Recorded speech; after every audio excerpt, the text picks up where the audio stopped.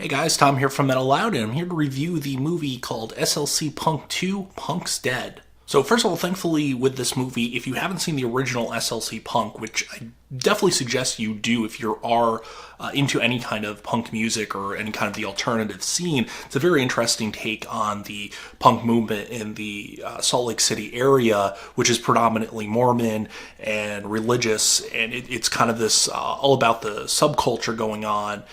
Follows two very interesting characters, and I definitely suggest that you check that movie out if you haven't seen it. However, if you haven't, it doesn't really matter with this movie so much. You're going to get more enjoyment out of SLC Punk 2 if you have seen it, but you're not going to miss anything if you haven't actually seen the original movie. So SLC Punk 2 is narrated by one of the original characters, whose name is Heroin Bob, who died of an overdose in the original movie. Not actually of heroin, but the actual story itself follows his son, and basically his son's kind of downward spiral after having his heart broken. And the really basic premise of it is that his son, who's basically raised as in an oddity shop and was a traditional goth, not goth as we would think, Slipknot wearing fishnets, whatever, like an actual goth, into things like Edgar Allan Poe and things like that, the more Victorian era of gothic imagery, things like that is kind of where he was, and it follows him basically through his journey with his friends going to a punk show as he's kind of fallen off the wagon and drinking and doing drugs and things that he normally wouldn't do as somebody who he kind of says, not really is straight edge, but just chooses not to. He doesn't identify as straight edge, but just doesn't do drugs, doesn't drink, doesn't do anything. That's just kind of how he is. And so obviously after having his heart broken, which is the catalyst for everything, he goes on this downward spiral into kind of madness. And that's the basic premise of it. That's the main focus. There's also his mother finding out about what's going on, that he is drinking and things, from hearing this from other people, who goes on a search for him.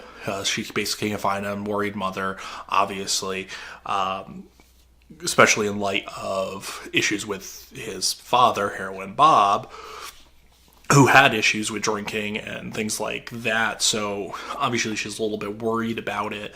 And she goes off to find him. And that's essentially what's going on in a nutshell. It's really the setup for it. But what's actually happening, the plot itself, isn't so much the important thing with a movie like this.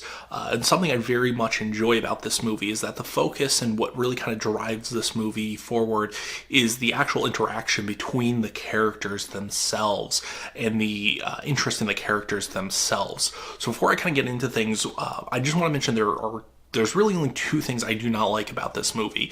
There are two things that really kind of stand out as really just obvious things that were unnecessary, didn't need to be in the movie, or were just completely misused in the movie. And unfortunately, it's two of the female characters. The first being Emo Shelley, who works in the oddity shop with the main character's mother, and she's kind of just the very, very stereotypical emo girl. The kind you're going to expect listening to bands like My Chemical Romance or Fall Out Boy, what mainstream wants you to believe emo is. And she's wearing a hoodie, and she has mascara, and she has ripped fishnets, and she's just an unnecessary character.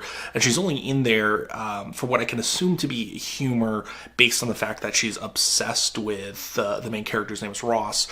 And her obsession with him is, I think, what's supposed to be the humor of it. There's supposed to be kind of another thing with her being a devout Mormon, and that comes into play a few times. There's one funny line that plays on that, but overall, she's just a completely unnecessary character, and the fact that she's done as a emo stereotype is kind of a bit annoying to me.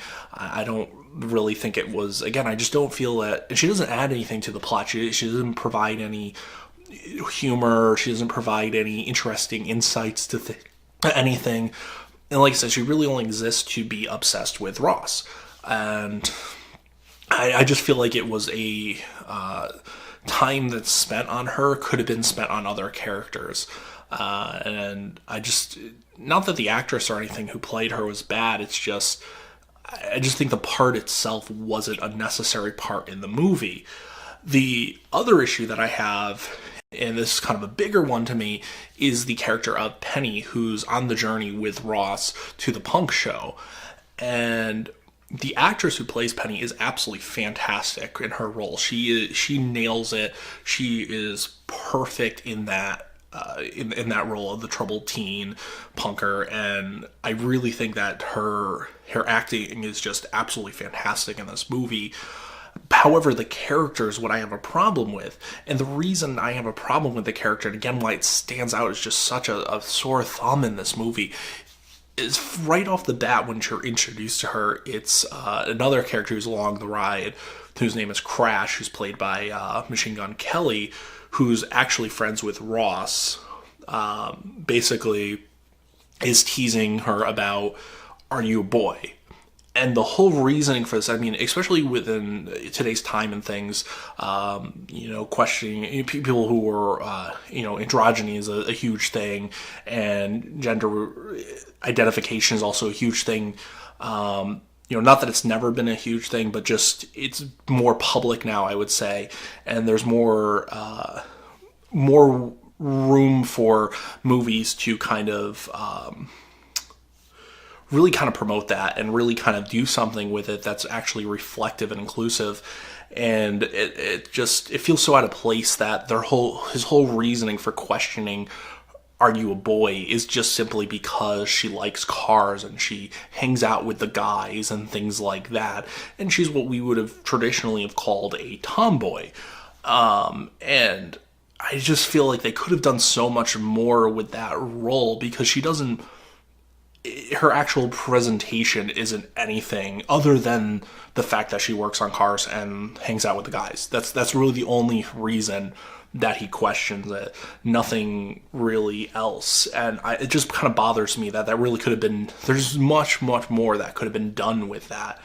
And that the whole reasoning for her questioning her gender roles is because of that. And it just feels weird to me. And I didn't like that.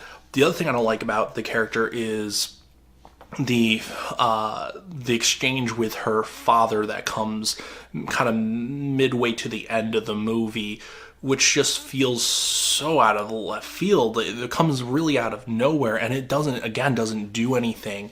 They don't really go into her as much as they do some of the other characters that give a little bit of some flashbacks about their lives, and then just all of a sudden she's fighting with her father, and it feels really weird.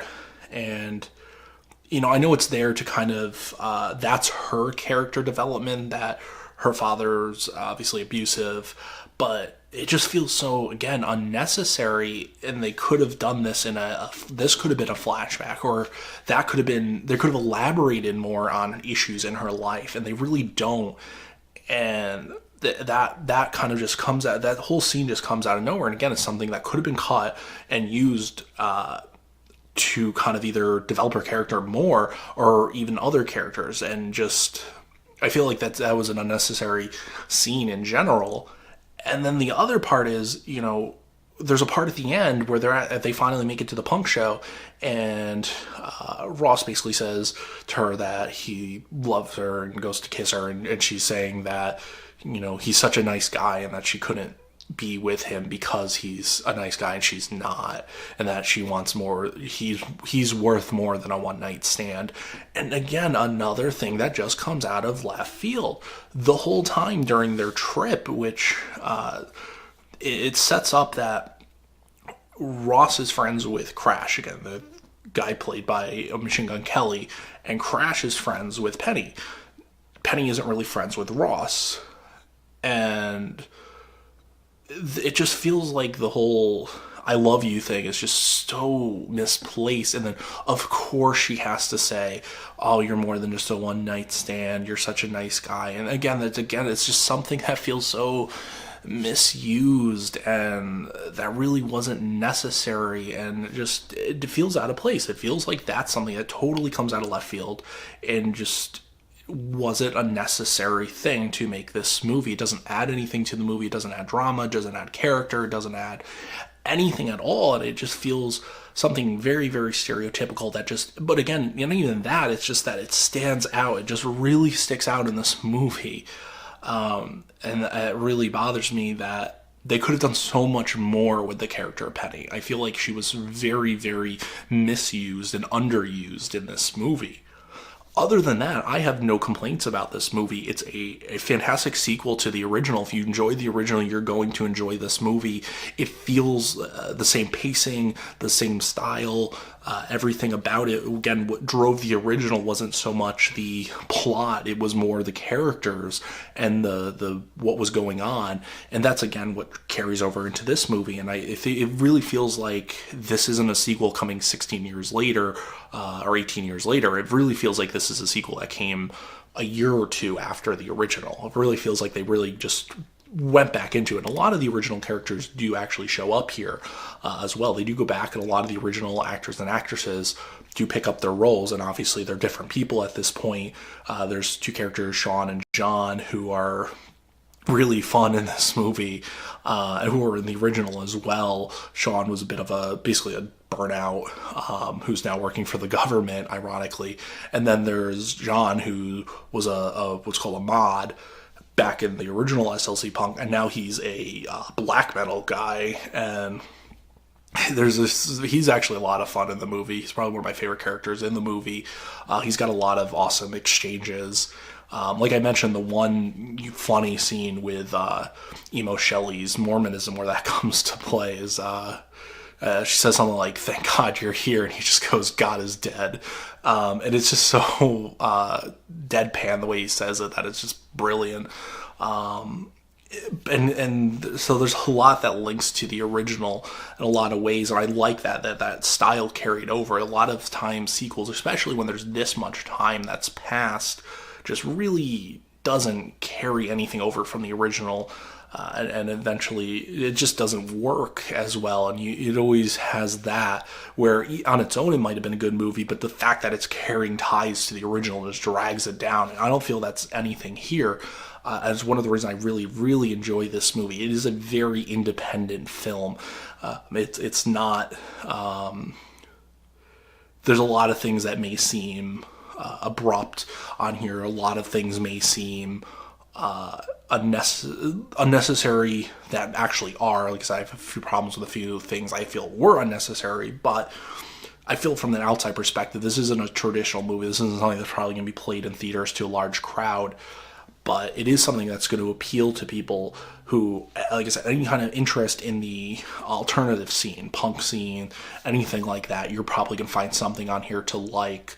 And it's a decent teen story, teen drama.